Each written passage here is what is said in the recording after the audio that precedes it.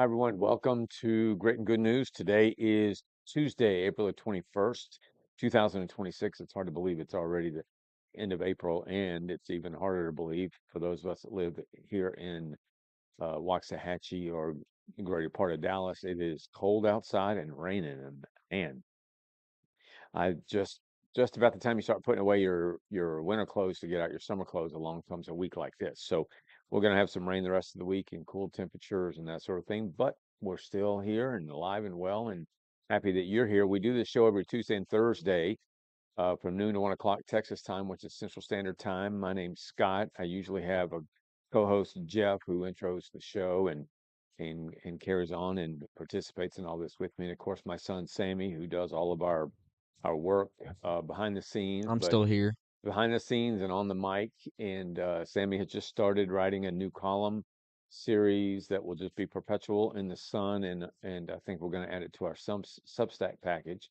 called The Game Within. It's all about sports.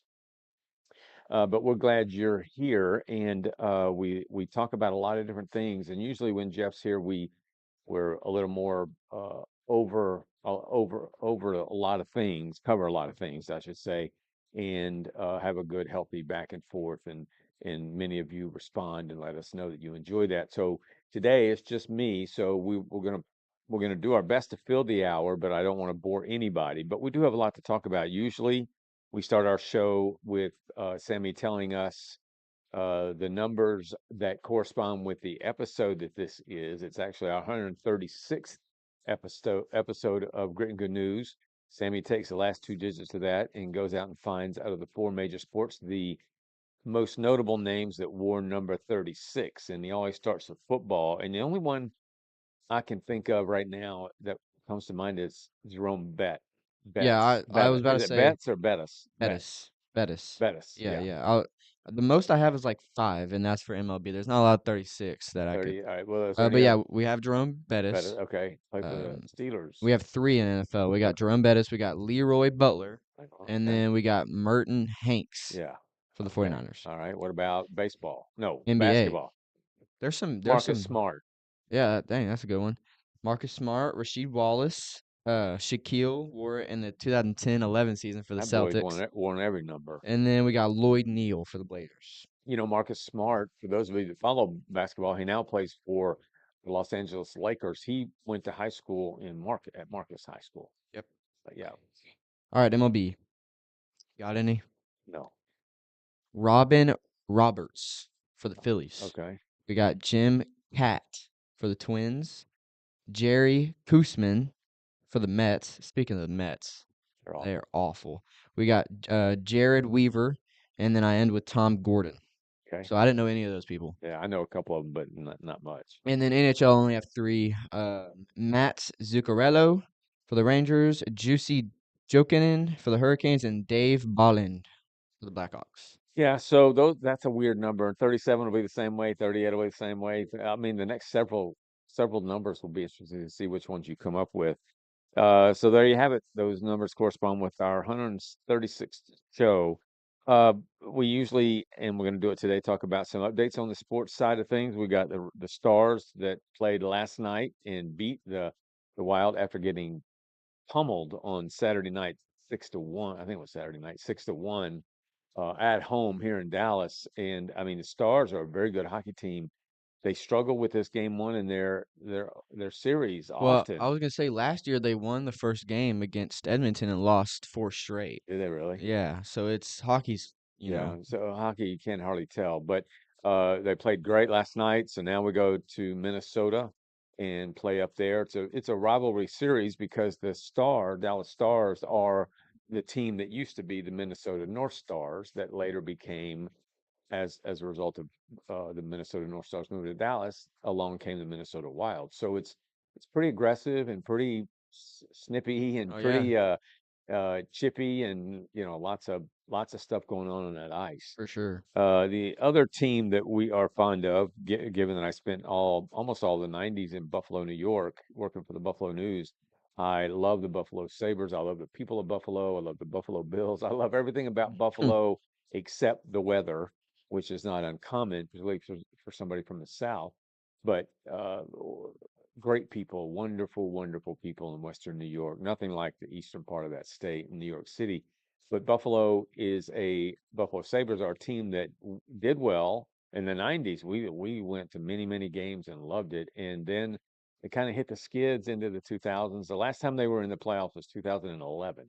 Wow. Yeah, and I think they made it as far as the conference finals, but no playoffs prior to then the playoffs in the 2011, and then no playoffs until Are now. they a low seed right now? No, They they had a good won the year? Atlantic Division. Yeah, Okay. in December they were sorry, they were lousy. Yeah. They made some changes at the top with respect to their GM, and then I guess he made some trades or did some things, but they have been the best team in hockey since then, and they are playing Boston. That's Mhm. always a great series. So Buffalo plays tonight after winning the other night. They were down 2-0 with 8 minutes to go, came back and scored 4 goals, gave up a late one to win 4-3. So it's quite the series. But playoff hockey is a lot of fun. It's hard for me to watch hockey during the year. It's almost like basketball and baseball. I just don't get into it until the playoffs get here, and then I love to watch it. That was my first hockey game that I turned on last night. Yeah, So, at my beautiful wife's expense, and she just lets me watch it. But tonight the Sabres and the Bruins play game two in Buffalo. It'll be an exciting game. So the NHL playoffs are coincide every year with the NBA playoffs. I'm not really into the NBA. Sammy's been watching it, but just so you know, the NBA playoffs are going on. We don't have any skin in the game, as it were, with the Mavericks aren't playing. Sammy's all caught up in who's going to win Rookie of the Year. yeah, Is it going to be Cooper Flag or Con nipple Nipple in Charlotte? in Charlotte. Yeah, I mean And I think it's gonna come out next week. Votes are in. Votes have been in for a couple of days now, but it'll come out probably next week. and if you're a betting man, who's going to win it? Well, on all the Kalshi and like trading sites like that, No. Coop's up to 70% to win it. Well, didn't I see Defensive Player of the Year already named? Mm-hmm. Why they do that one and Adam not? Silver. I mean, they're not gonna do MVP till the end of the second round. So, Wembanyama unanimously won Defense Player of the Year, which is the first ever. So that's pretty cool. Yeah, so that's pretty exciting. Rangers are 11 and 11. At top of their division. Yeah, top of their tied with the A's actually. Yeah. So that division's always kind of mediocre, but the Rangers are holding their own. Hey Terry, welcome, brother. So we'll see how the Rangers go, and then before we know it's going to be the Cowboys opening up training camp. Yeah, we got the draft in Yeah, like the a draft day, Thursday night Thursday in night. Pittsburgh. Who are we? I haven't seen a mock draft. Have I you? have, but I can't Yeah. remember. Okay. We're 10th or 11th, 12th, something like that Okay. in our We're probably picks. looking for defense, I'd imagine. Yeah, Uh, I don't know. So there are some things I've wanted to talk about in hopes that they resonate with you and that you'll have some thoughts and we'll do some critical thinking about it as well. I think it's fair to say that our country is a bit on tilt right now, and if maybe a bit is the wrong term, maybe a lot on tilt. I hey would Terry, argue how's a it lot going? on tilt, and with so much going on both here and abroad, and so much fighting and so much anger. And I've shared with Sonia lately, my wife, that I don't ever want to contribute to that. However, as a guy who writes an op-ed, uh, two op-eds at least every week, and really an op-ed is to say, well, here's what's going on and what in my case I think about them. It's hard not to contribute in a way that isn't really all that, I mean, not purposeful. It's not something I want to do, but it's something I feel like I have to do, particularly for those people that live in my home community of Waxahachie, again, which is a 50,000 population city, 30 minutes directly south of Dallas. So, the other papers can deal with their communities, but I have a responsibility, at least in my mind, that we need to make sure that the people of Waxahachie know what's going on behind the scenes, and that uh, if there is nefarious stuff going on, that we needed to tell them about it. If that's when that happens, because there's no if about it, when it happens, and we tell them about it, we're often accused, or certainly I am accused of being the one who's instigating it and making it worse, and so on and so forth. So, if I see a fire and I do something to try to put it out or to make other people aware of it, I'm not. I'm wanting the fire to go out. I'm not. I'm not fanning the flames, as it were. I am here to say this is what's going on, and you should know about it. So I kind of want to take you on a bit of a story today that may take us the full hour. It may not, but we'll just stop when we're done. No longer than the 1 o'clock hour. And then I want to close with, Sammy and I will have a little bit of fun. We got a great video that I think will be really positive for you and that you will enjoy. But I want to take you on a bit of a trek, a journey with what I'm talking about here and give you some examples of maybe what uh, Terry says. You think the Cowboys will trade up or stay at 12 and 20 for picks? There is talk of them trading up. I Yeah. happen to believe they're going to stay where they I, are. I was just responding to him. I was saying it depends if they think they can get their guy at 12, but I'm sure they'll have a package ready. Yeah, But I think they'll stay. yeah. The big part of this draft, pardon me for the regress here or digress here, is that Ty Simpson, the quarterback at Bama, he's likely going to go 34th, which is the second pick of the second round to the Cardinals. Cardinals. Yeah. Okay, yeah. So I skimmed over a mock draft. I don't remember who we had, but I didn't see him in the first round. So yeah. So the only quarterback last year we had several quarterbacks go in the first round. This year, right now, it's projected that only one quarterback will go in the first round after number one pick. But this story is to say, look, here's what's going on, and here are the voices that are trying to do something about it. And at some point during this conversation, I want to share with you a column written by a pastor in Chicago. I won't read it all, but I want you to have a sense of even what a black pastor in the city of Chicago is saying about his community compared to, say, me here in Waxahachie in North Texas is saying about our communities, my community, and North Texas, because what we're witnessing, and you may not be, because I mean, you all live busy lives. People are going crazy with things they gotta take care of, from kids to, I mean, in our life, we don't, our kids are all adult now. We have a beautiful grandson, and we have I have a mother-in-law who my wife takes care of as though that were her child. So, it's a circle of life thing. So even, I think all of us, fair to say, most of us are extremely busy. So if you don't have a reliable media source telling you uh, things that are going on, then you may not know. So indulge me, if you will, about this story. Sammy, if you could, what I want to what I want to start with first are uh, maybe a couple of examples. Actually, I may do all three of them at the same time, but I certainly want to show you this example, this video that was taken over the weekend. This is, I think it's 30 seconds, something like that long. Yeah. It is a senator, a sitting senator from the state of Connecticut named Chris Murphy. He's a Democrat.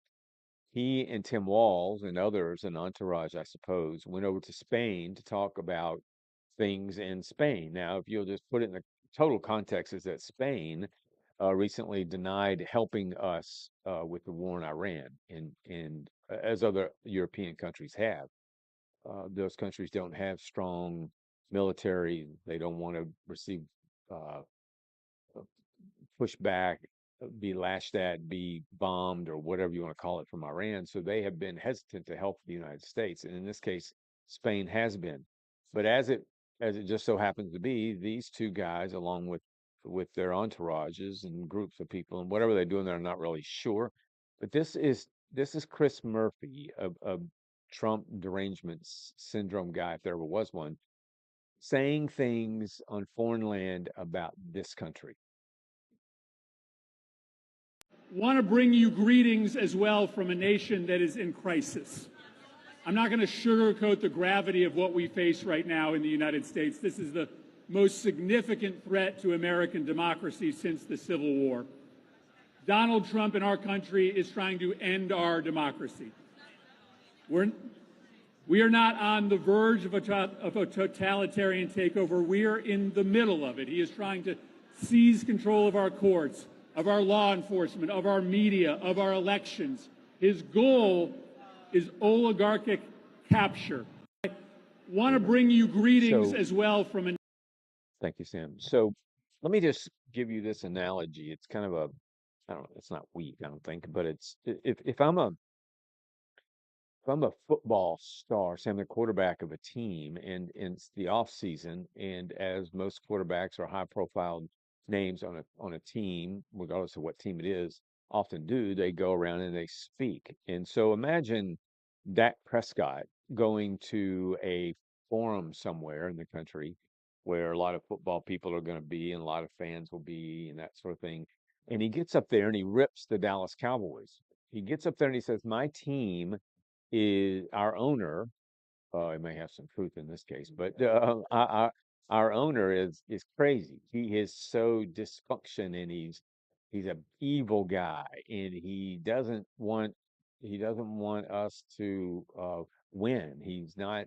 I mean, again, putting aside what you may think of Jerry Jones, uh, picture that being said. Picture uh, who won the Super Bowl last year. Seahawks, yeah. So picture is it last year? That what? Yeah, last season. Picture if you want to take Jerry Jones out of it, picture the Seahawks quarterback, Sam Darnold, doing the same thing, and his team just won the Super Bowl.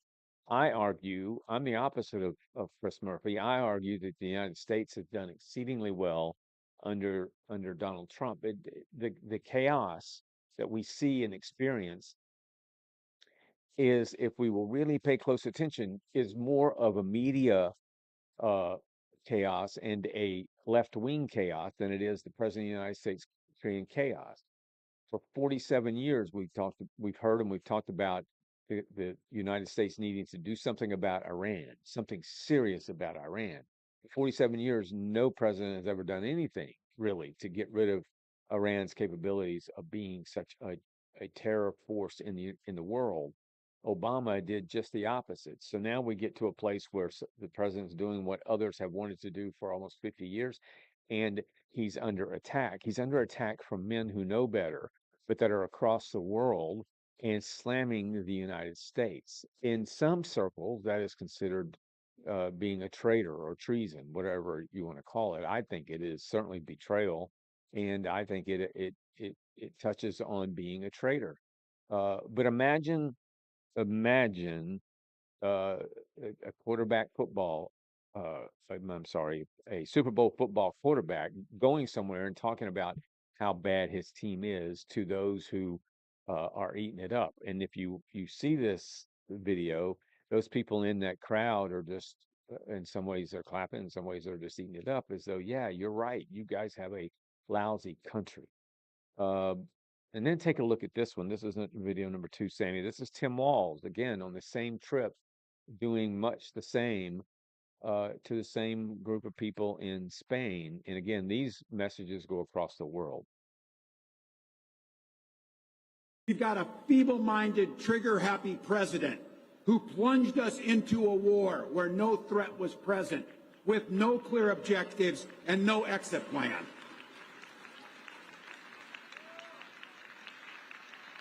We need to call that what it is. That's fascism. We've got a feeble-minded, trigger-happy president. So there's Tim Walz doing the same thing. And again, it's unacceptable. And yet many Americans who don't pay attention to the news don't know that the undermining of the United States is being perpetrated as we sit here today and live our lives. With respect to Chris Murphy, story this morning on Fox News says Democratic Connecticut Senator Chris Murphy is under fire after a one-word social media post fueled accusations he was a, quote, traitor, cheering against the United States amid the war in Iran. In response to a post that reported that 26 ships in Iran's shadow fleet have made it past the U.S. blockade in the Gulf of Oman, Chris Murphy says, awesome. So we have a sitting senator who's publicly taking President Trump and the United States to task while applauding the fact that Iran got through, and that report turned out not to be true, but Chris Murphy didn't know that. But Chris Murphy is applauding the fact that Iran made progress through a blockade. This is a country, as we well know, that has killed hundreds of thousands of people over the years, including thousands and thousands of Americans. and who was working to produce a nuclear bomb. And yet we have a senator so filled with hate and a former governor, I guess he still is the governor until his term runs out, but a former candidate for vice president of the United States doing the same thing. So there are two examples and there are countless others of two forces out there that have gone. I don't have any problem with debate. Matter of fact, I'd love for somebody on the left or somebody that doesn't see things the way I do to come in here and sit down and talk with me, and let's just have a good, healthy debate. We've invited Jasmine Crockett. No need to do that now. I'd love to sit down with James Tellerico. I'm not a yeller and a screamer. Um, I try not to use bad words, but I would be more than interested in having somebody like James Tallarico coming in here and let's just talk about the differences that we have in a healthy way. Um, I would love to talk about anybody local who I see things different than and have a healthy discussion. But there is no healthy discussion going on in the country today that I know of that will produce a better country than what we have now. All we have are these folks going around shouting all kinds of things. So you have that in context. Then I want to just show you one video of what these things and the video I'm going to show you is also a symptom, but a symptom of what's at our core, which is division, hatred, unethical behavior. Uh, so our core, well, certainly compared to what the founders created as our foundation and our core, we have drifted really far from that. And so we see all these symptoms, all these tentacles of that core we have now that is again evil and chaotic and filled with division and with trying to get at each other's throats. And so we see all these crazy things happening, things that 5 years ago, 10 years ago, we would have been stunned, shocked that if somebody told us that 5 years or 10 years or in 2026 these things would be said and done, we would there's 30 years ago, 15 years ago, we just said no way. This is Gavin Newsom. So in the three videos that you are going to see, right, this last one of the three, these are people who have been and are on the national stage. Newsom, this is a very brief video, but Newsom, as you know, I think if anyone believes that he's not going to run for president, doesn't really understand what's going on out there. I think most people do believe he's going to run for president, and I certainly do. And and so this is the kind of guy we're talking about. I'm going to set it up for you so that you can hear this. And Sammy, when you keep it up there once you end it, because there are some statistics on there. I may want you to tell me what they say because I didn't bring it with me. But this is about Gavin Newsom, the man, the the person. It's he what the kind of person he is does what you're about to hear. And this it has to do with his book that he recently came out with, which is for all practical purposes his memoir of his life to date. And this he sold 1.5 million copies. I want you to listen to this, and then I'll tell you more about it. Who I am. This is not the book you'd expect me to write.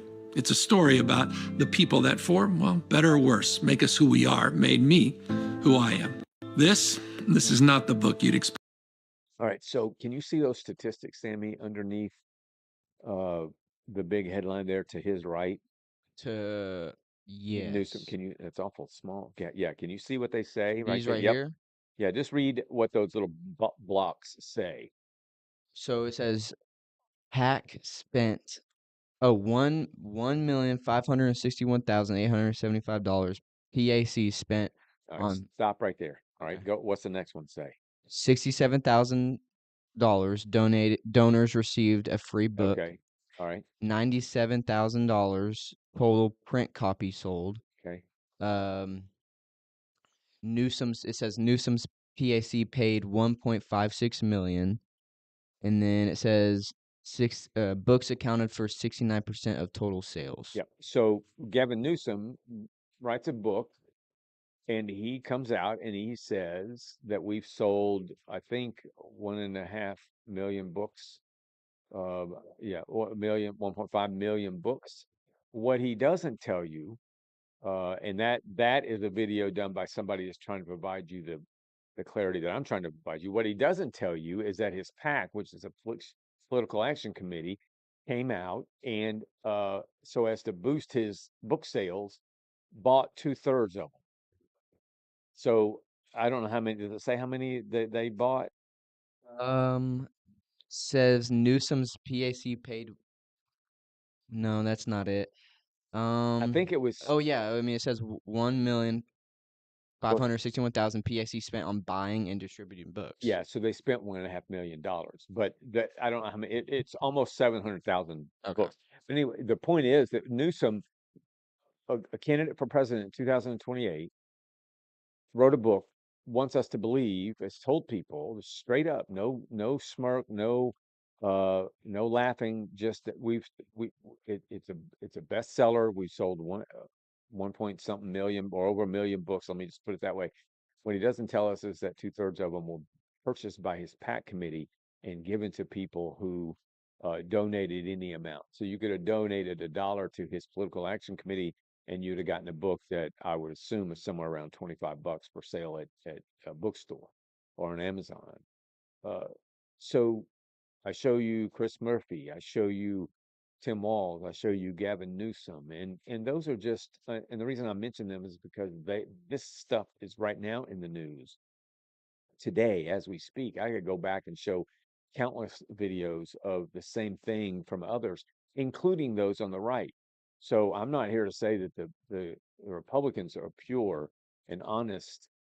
I'm here to say that it's happening everywhere, but the most notable, you will not find a Republican, even in the Joe Biden presidency. I would challenge anyone that thinks they can go find a Republican hammering away at the United States on foreign soil. It isn't there.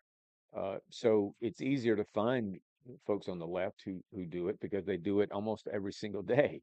So these three men are just an indication or example of what's going on. And what's going on is coming from the core. So whatever you see from me, whatever you see from anybody else, whether their work, their actions, what have you, is all a derivative of what's in their heart. So I can tell you as somebody who's been filled, and it's hard not to be given what I do for a living and have for all these years. There are moments whenever I experience that rage and that hatred, and I don't want to. Uh, but when I experience it, what comes out are indications to people that I have it in my heart. When in fact, as Sonia well knows, and Sammy and others, I I I do everything I can think of to purge it from me so that I don't carry it with me anywhere or everywhere. It's a very hard thing to do, and yet there's so many people in public life that have it. Just consider what's gone on in our own community with respect to times I've called out council members that I'm calling out people that I know are doing wrong. I've had council members lie directly to me in my face. And I've told you who they are. Trace Adkins, Billy Wallace has lied. Billy Wallace told a constituent to basically shut up and sit down in a council meeting that she couldn't speak. Uh, we watched Travis Smith do incredible things, be rude and abrasive and belligerent and disrespectful to all kinds of people, those people he is supposed to serve. So I call it out and I get targeted for being the bad guy when in fact I'm simply telling you what's going on. Uh, so there you have an example. I another piece of the story is that I can never remember how to say her name. Ilhan Omar, the senator from uh, Minnesota. And is it me or is it everyone that realizes or is beginning to understand that a lot of bad stuff comes out of Minneapolis and Minnesota? Man, I mean, from George Floyd to the not ISIS, the ICE stuff, and Ilhan Omar to Talib, these things, walls, these things, these people. Why it's coming out of Minneapolis and Minnesota, I don't know. I've been there and I know people. Jeff has lived in Minnesota. uh, it's a has been a wonderful state and a beautiful city. So I don't know what's going on in Minnesota, but let me just share this story with you as another piece of this story. So Ilhan Omar, who we know is from Somalia, we know that she married her brother in order to be able to get citizenship in the United States to be here. The Somali community, it's very big in Minneapolis. She runs for office, and I don't, she's a she's a representative, so she's in the House of Representatives, not in the Senate.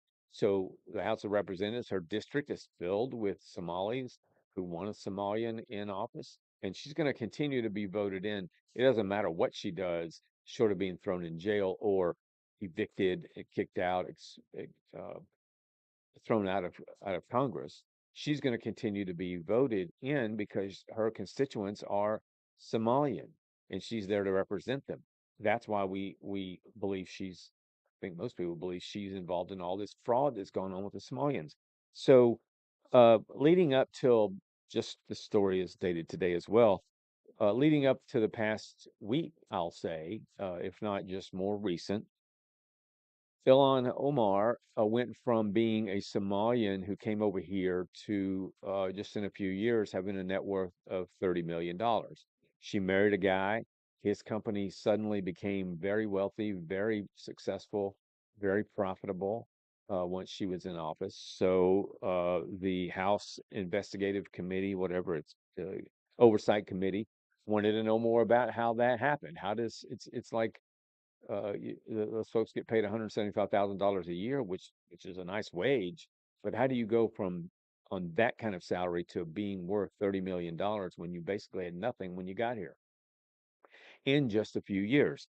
The House Oversight Committee is raising questions about possible felony conduct with Minnesota Democratic Representative Ilhan Omar's finances after a glaring discrepancy between an initial disclosure listing up to 30 million in net worth, that's what she just reported recently, and a revised filing showing less than 100 grand. So we have a sitting uh, congressman, congresswoman in Minnesota whose net worth was reported, taxes and all, of being 30 million. She realizes that she's about to get busted and exposed and have to answer questions. So she revises all of that to show that her net worth is less than $100,000. It's another example of the madness that's going on in this country. And where does that come from? Does it come from somebody who says, "Oh, I was born in Somalia. I'm a Somalian. I come to the United States. All of what the United States has to offer." And she's another one that just bashes the United States all the time. And she says, this is a gold mine for me. I'm going to continue to be voted in. I can do things. Obviously, as part of all the fraud that's been going on in the Somalia community, you can't convince me that she didn't know about it. Yeah, it's a gold mine for her. So she ends up with all this wealth. And then when she gets really uh, aware that she's going to be exposed and have to answer questions and may face felony charges, she changes her story from 30 million to $100,000. It's incredible to me. Here's another piece of this story. Nick Shirley, you all may know the name Nick Shirley. Nick Shirley's about Sammy's age, I think, maybe a little older. A young man who's an independent journalist. He's the one who was in Minneapolis during the ICE raids and reported on a lot of things related to the fraud. He's the one who went around and said, based on documents that show that a building he's looking at is a daycare, and he knows darn well that there's no children in there, there's no business going on in there. One of them even said, as you've probably seen, instead of saying learning center, it said leering center. They left out the N, and it was a daycare for children to be able to learn things. There was nobody there, no business going on. He found that in countless places in Minnesota. He's now doing it in California, where he's finding more and more tens of millions of fraud. The amount of fraud in Minnesota is in the billions. I'm sure it's going to be even more than, it won't be more than billions, but it'll be more than the 9 billion or whatever it is in Minnesota. He's going to find in the government, the investigative oversight committee will find more than that in California. To that end, or in that context, California lawmakers were confronted at the state capitol in Sacramento. This is the story yesterday, as independent journalist Nick Shirley filmed a video published this week questioning Assembly Bill 2624, a proposal California Republicans have dubbed the quote, Stop Nick Shirley Act, unquote, during interviews with Democrat and Republican legislatures. If this bill were to get passed, instead of going after the fraudsters, they're trying to make it criminal to go after the people that are committing this fraud. California Assembly Bill 2624, authored by Assembly Member Mia Bonta of Oakland, California, seeks to restrict the public posting of personal information of individuals connected to immigration support services, including nonprofit organizations, legal clinics, and healthcare providers. So it is exactly what the Republicans are calling it. It is an act that prohibits a guy like Nick Shirley or any one of us. And we've done some of that, what we call uh, street leather, foot leather, shoe leather work, where we're beating the streets. We've found we produced videos for you that show one council member candidate stealing the signs of another council member. We've shown you videos and text of things that this council, not the one now, but Waxahachie City Council at the time, were doing behind the scenes that you would have never known about had you not seen what we had produced and found. So Nick Shirley is independent and does the same thing on his own. And then he sells the material that he produces to the media. So California is saying no more can Nick Shirley go out as a journalist or as anything and discover wrongdoing by those in these categories of immigration support services, including nonprofit organizations, legal clinics, and healthcare providers. So rather than prosecuting and finding and prosecuting the actual wrongdoers, California has put forth a bill that says we're going to go after the people that expose them. Now, Nick Shirley won't stop what he's doing because for a journalist, uh, if you have to go to jail, you have to go to jail. I remember years ago when our former, gosh, going back 3 or 4 superintendents, when here, it was a time when John Kitno was the head football coach here, and there was some things going on that we had learned about and had copies of and had gotten from anonymous sources that asked us to keep them anonymous. Uh, and so we verified, validated the information and reported on it. I'll never forget the superintendent at the time, Jeremy Glenn, came to my office when we were in the Daily Light and said, I want to know the source. And I said, you can want all you want to, you'll never get that source. We've committed uh, to not divulging that with the source. And that happens often. And he said, well, we'll have to pursue it and legally. And I said, well, I will assure you that whether it's me or the reporter on the job on the story, we will go to jail before we ever provide you the source. That same thing applies today. So in California, those of us in this field uh, are at risk of being arrested and put in jail because we are exposing people in certain categories of certain industries of wrongdoing. You can't make that stuff up. Again, it's part of a story. Where does that come from? If my dad, who I adored, and my grandfather the same way, if they were here, they would be, I don't know, stunned, shocked. Uh, I wouldn't believe that the country they loved, and my grandfather served in Pearl Harbor, or was in Pearl Harbor. He would not be able to grasp how far we've we've come in a negative way with respect to what at the core of our country and what it's producing.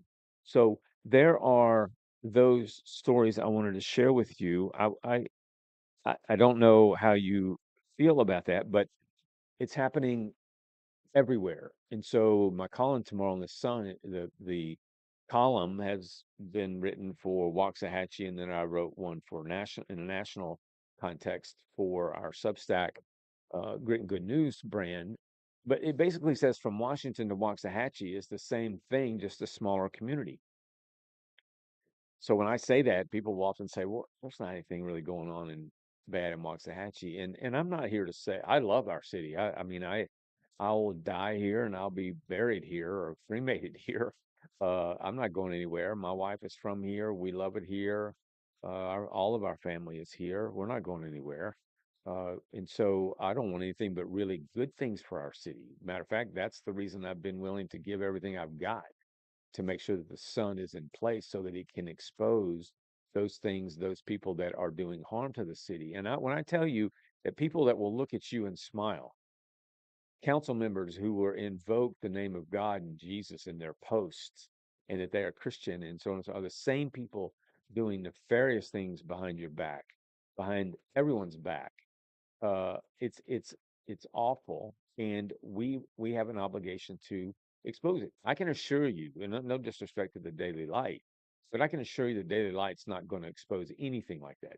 The Daily Light is a regurgitation of certain stories that we report on them as well, but it stops there. We don't stop there. We can't stop there.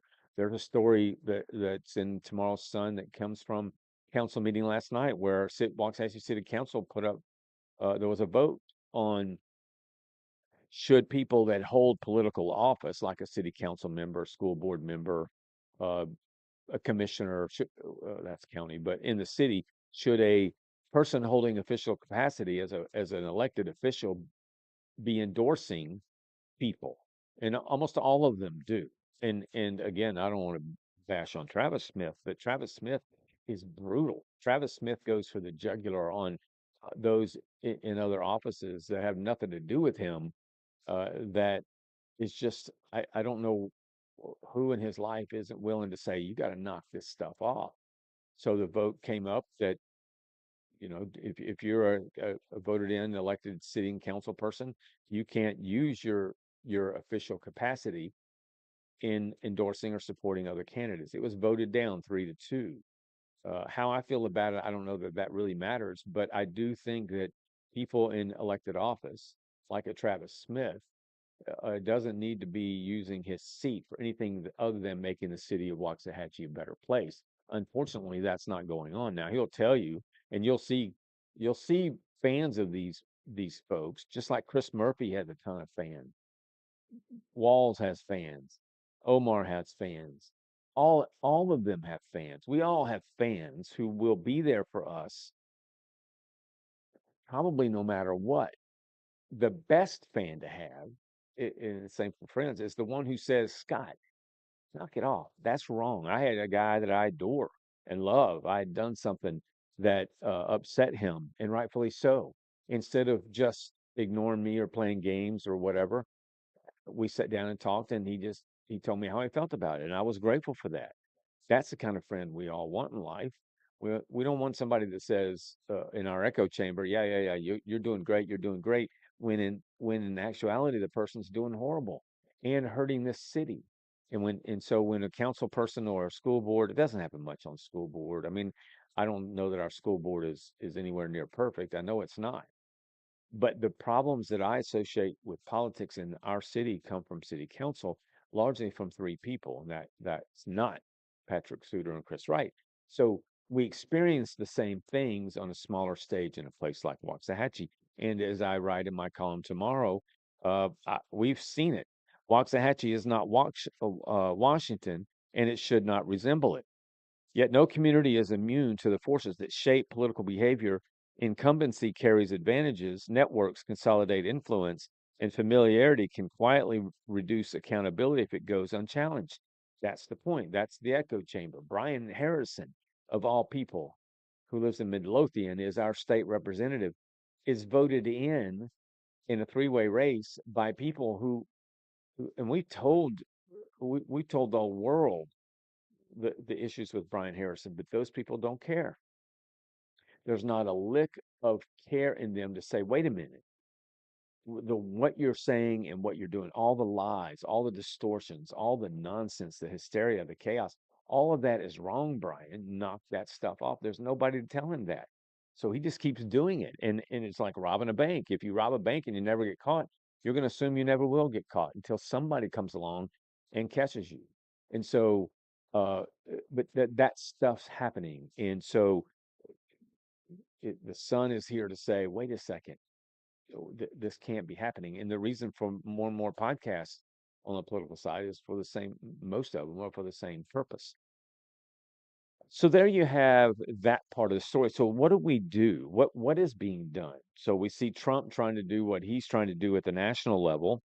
Um, what are others doing? I've got three stories here. I'm not going to tell you. I'm not going to go into depth on each of them. But Justice Thomas, Clarence Thomas, on the Supreme Court, speaking to a packed auditorium of students and faculty at the University of Texas at Austin to mark the 250th anniversary of America.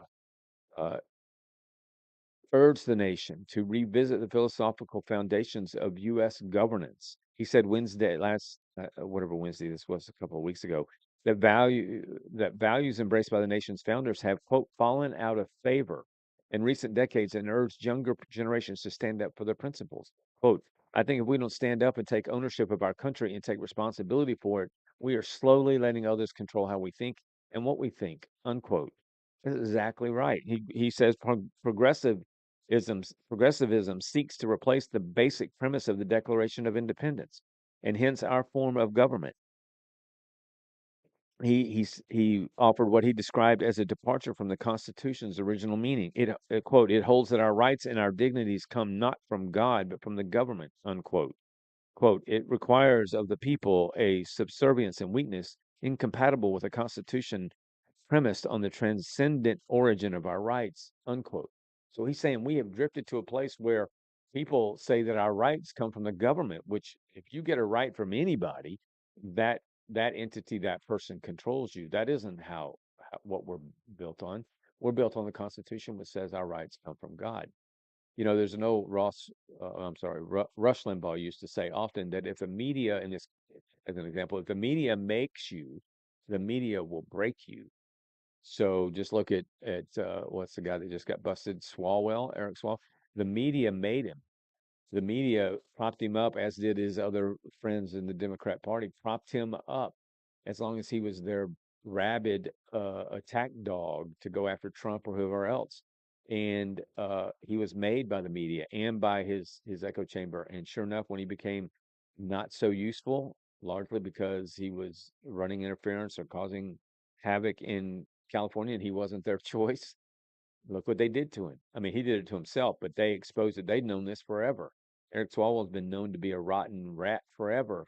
And finally, the media who made him decided they would take him out. It's all a concerted effort. Um, and so there you have that. I want to close this part of our discussion, then we'll get on to some other stuff and be done. There is as I mentioned to you earlier, a pastor in Chicago uh, who wrote a story. America must choose between faith, order, and a culture of lawlessness. And he's right. Uh, he says the first message came from astronaut has been in the news lately because of the trip to the moon. Uh, Victor Glover, the astronaut, the mission specialist on Artemis 2, said, let's be this more, talking about being good and being righteous and being for one another and being for America. Let's be this more. Uh, and he's citing scripture. Let's be neighbors, authentic neighbors. God told us to love him with all that we are and love our neighbors as ourselves. That's a message as much for me as it is for anybody that may be listening. But this pastor says that is the message America desperately needs. It is humble, it is biblical, it is unifying. It calls every one of us, regardless of race, background, or neighborhood, to the kind of neighborly love that builds strong families, safe streets, and thriving communities. Second message is the one playing out far too often on the streets of Chicago. Just weeks ago, 25-year-old Alexander Kazanowski, a young father expecting his second child, already raising a little girl named Thea, was brutally beaten to death outside a bar in the Avondale neighborhood. He was an entrepreneur. He started his first company at 19, a wrestler, a model, a man full of vigor and promise. Now his unborn son will grow up without a father, and his family is left to grieve a life stolen in a moment of senseless violence. Real justice is biblical justice. It protects the innocent. It punishes the guilty without apology. It demands accountability from every citizen, no matter their background. That's the message. It's coming from all over now. People are starting finally to stand up and say enough is enough. And the question is, are you? Are you willing to stand up and say enough is enough? I'm putting fear aside. I'm putting consequences that I may experience aside. I'm taking the chance, the risk to say, I'm not going to accept it anymore. I'm going to hold, even if the person is my friend, like my friend spoke to me yesterday with a heartfelt uh, admonition, as it were. We must say enough's enough because it is enveloping us. Waxahachie is um, not immune from it. We are dealing with that here, and I am pleading via this podcast, via my columns, via everything that I do to say, wake up and just realize that who you think is doing good work may very well be doing the worst work of all. And those that are quiet and are that you hear little of may be the people doing the most work. And you can't even imagine. I know who they are, many of them, and I could draw a circle around where I'm sitting now of a mile or two, and I could find dozens and dozens of men and women who are doing great things for the city that you would not know because they're not in it for them. These council members, and others who you hear from and you listen to, often are doing things just for themselves and not for the goodness of this city. So there's the story, and I just am asking you, in some ways, I'm pleading with you to be alive, be bold, and be courageous, and say enough's enough. We're going to hold people to a higher standard. All right, there you have that. Sammy wrote his column tomorrow is on the NIL, name, image, and likeness, that college athletes now operate under, and are being paid big money. So Sammy, yeah, Tammy said, Waxahachie can start saying enough is enough by getting out and vote. Early voting is happening now. That's right. Very good point, Tammy. Thank you for that. Early voting is going on right now for a council seat. And do I think we need a change in this seat? Absolutely. I think the young man that's running, Alex Alexander, uh, a young man that wants to do good and well on council, is new blood. He's not part of this little cabal that's going on with Trace Atkins and Travis Smith and Billy Wallace, and he's not part of that. He's clean and pure politically speaking, and just wants to do a good job. I would love to see that change happen. I don't know that it will, but I would like for it to. And I think, along with me, we should vote for that kind of change. We need it. So anyway, but back to NIL. So Sammy, your column, I don't want you to tell everybody about the whole column, but NIL, good or bad for Well, college I sports? I think anybody would say no or bad. It's It's definitely bad. bad. I think it's definitely bad. How long ago was it when I forget how long, like when did NIL come into play? Like, It's only been about, at the most, 6 or 7 years. okay. And back then it was just recruiting, just Yeah, the just problem was that visiting. on the name, using the name of big time athletes in college, uh, we'll use Alabama as an example. AJ McCarron, Derrick Henry, all those wide receivers that were outstanding. Mhm.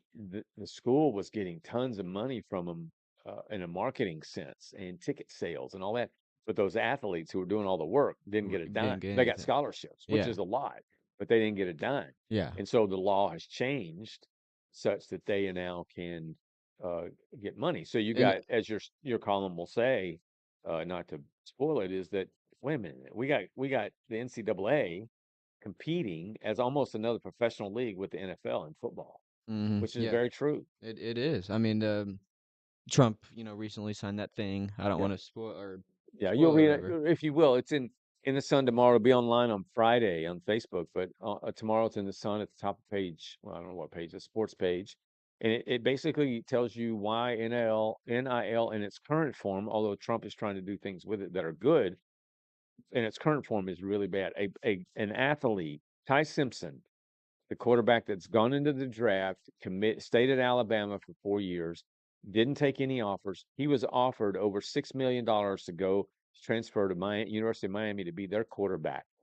And he said no, he's going into the draft. He won't make anywhere near Mm-mm. $6 million Same thing as the 34th pick, with likely. um with AJ DeBonsa. He's the Yeah. number one. He might make $7 million. I don't know how much a rookie contract. It's probably 7 million. But that Well, not kid, annually, it won't be. yeah. But that kid, I mean, he's obviously going in the draft. But he's a freshman. He could go back either go back to BYU or if you decided to announce he's going back to school, there would be tons of schools just throwing millions Yeah, and I mean, millions at him. so read the column tomorrow. You'll get a sense of what the NIL is all about and what is it doing to college athletics and the pro sports.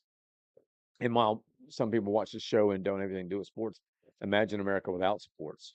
So sports is a big part of America, and it's changing rapidly, rapidly. All right. Looking forward to reading it. So Sammy's column tomorrow. I want to give you an update quickly on Hannah Dillard. Hannah Dillard is the young lady. She's 36 years old. We have been working now for over a year to get her out of an Oklahoma prison, a prison she ultimately ended up in because back in 2021, she, for the first time in her life, she got drunk, had a clean record, nothing on her record, not even a speeding ticket. She had come home from serving across the country in either Cameroon or Togo. I can't remember which, but she was a pediatric nurse on mercy ships, and so she paid to go serve and help take care of kids across the world in third world countries primarily. She came back home one weekend, was having issues with a boyfriend, came down to Waxahachie to try to figure that out, but she had gotten drunk on wine coolers and ended up driving the wrong way on 35 and hit a car full of 5 African American students. No one perished, no one died. There were some severe injuries. Hannah ultimately paid over right at $1.3 million in restitution. She pled guilty. She's done all she was supposed to do. She went to a sentencing trial here in Waxahachie, Ellis County, in front of people that I know and that I've written about and will be writing more about soon.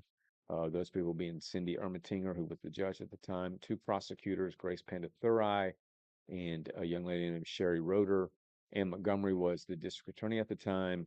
Uh, make a long story short, Hannah, uh, for reasons that will never make sense to me and that I will not stop fighting to be exposed and to be dealt with accordingly, was sentenced to 12 years and sits in an Oklahoma prison now as a result of that. And it's not justice, it's unethical, it's immoral, it's it's way beyond the scope of anything that any similar accident, and even those much worse, as I told you before, the Ferris city manager in 2022, I believe, maybe in 2023, was late for a city council meeting, 95 miles an hour down the streets of Ferris, hit a 36-year-old dad and his 5-year-old son who were crossing the street, had just been playing basketball, killed them both. He got probation. Ethan Crouch, you remember him from 2013, a young 16 or 18-year-old man that was drunk as a raccoon could be, and hit and killed 4 people, injured 4 more, I believe. Got 10 years probation. There's a story out today. Mike Krzyzewski's son, the head coach, famous head coach at Duke, his grandson in a DWI uh, hit a 15-year-old kid on a bicycle and killed him this week, and he's been charged with a misdemeanor. So Hannah Dillard hits a car for the same reason, because of the same reason, gets 12 years. Hannah got married in November in a prison wedding to a wonderful man named Mike. Mike had stomach cancer. Mike passed away yesterday. Uh, and because of the actions of Pandathurai, Ermatinger, and Montgomery, and Sherry Roeder, who went for the throat, had no reason to sentence her, Hannah, to 12 years, has deprived her of freedom, and it's wrong. Not, I'm all for the law being applied, but when prosecutors and judges let personal feelings and opinions get involved, that we've crossed the line. So we're pursuing it every way we can, with a lot of people involved, attorneys, government officials. More is to come, and I think at some point these at least 3 of them will pay a price for what they've done. All right. Anything else, Sam? All right, true or No. false? It's just for Oh, you. Are you gotta be ready? sports. We want to show our final video. We'll show it before we go off. Let me just give you this quick. True or false? No player in Major League Baseball history has ever hit 2 grand slams in 1 inning, not game, 1 inning. True or false? False. Answer is false. In 1999, Fernando Tatis, who plays for the San Diego Padres, became the only player to accomplish. Oh wait, true or Fernando. false? Wait a minute. True or false? No player in Major League Baseball history has ever hit a two. That's false. He had. There has been one. Oh, so I was right. Yeah. In 1999, Fernando Tatis became the only player to accomplish this feat. In doing so, he also set the Major League Baseball record for RBIs in a single inning. His son plays for the Padres right now. No, that's him. Fernando Tatis Jr. plays for that's Tatis. Oh, in 99? Yeah. Oh, okay. Fernando Well, Tatis. anyway, one of the Tatises Yeah. hit 2 grand slams in one inning. Can you That's- imagine? All right, we're going to close today with a video that we hope you will like. I won't say anything after it. We'll just close when Sammy pushes the end button. Thank you for being here. We'll be back on Thursday at noon. Jeff will be back, and we'll have a whole new list of topics to discuss. Thank you for your Terry was right on the fault. Thank you for your comments and for being here. We really, really, really appreciate it. All right, let's end with a positive note. This is a very funny, fun video of teachers and students in America.